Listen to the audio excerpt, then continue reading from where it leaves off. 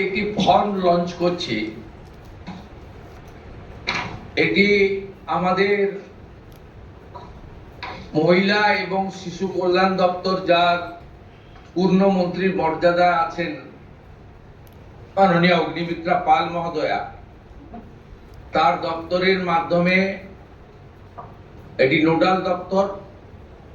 কিন্তু কাজটা যেহেতু খুব পরিধি ব্যাপক, তাই মুখ্য সচিব, অর্থ সচিবের নেতৃত্বে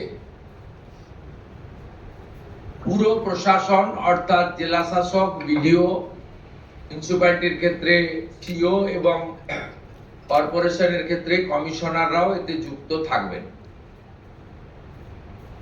এবং হোম পার্ট ডিপার্টমেন্টও এর সঙ্গে যুক্ত থাকবেন।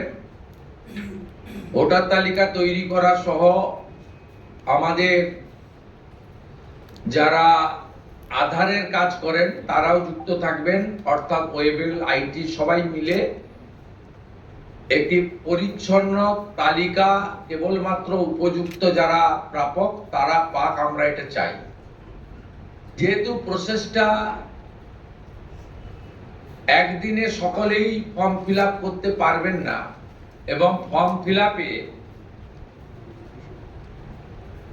একটু আমাদের ফর্মে আমরা একটু ডিটেলসে চেয়েছি, কারণ আমাদের সরকার অন্নপূর্ণা যোজনায় ৩,০০০ টাকাও দিতে চান এবং ফ্যামিলি ডাটাটাও সংগ্রহ করতে চান, কারণ আরো নানাবিধ কর্মসূচিতে আমরা এই পরিবারগুলিকে সহযোগিতা করতে চাই কেন্দ্রীয় এবং রাজ্যের বিভিন্ন স্কিমে, এবং তাদেরকে সক্ষম করতে চাই।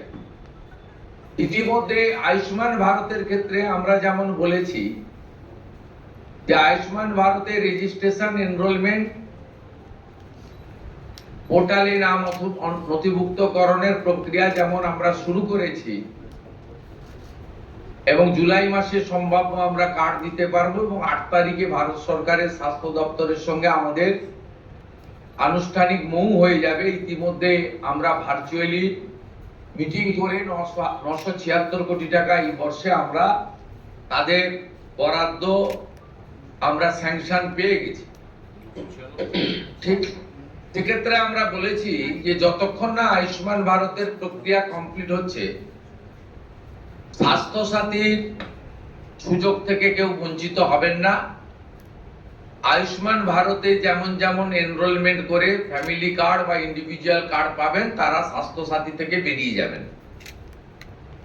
এক্ষেত্রেও আমরা প্রথমে অ্যাসিওর করছি তাড়াহুড়া করার কিছু কারণ নেই, একদিনে সবাইকে ফর্ম ফিল আপ করতে হবে।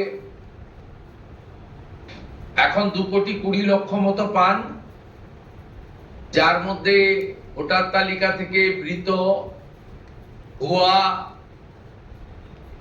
অভারতীয়, অস্তিত্বহীন এমন প্রায় 30 লক্ষ মতো লোকের নাম আছে। সংখ্যাটা কম বেশি হতে পারে,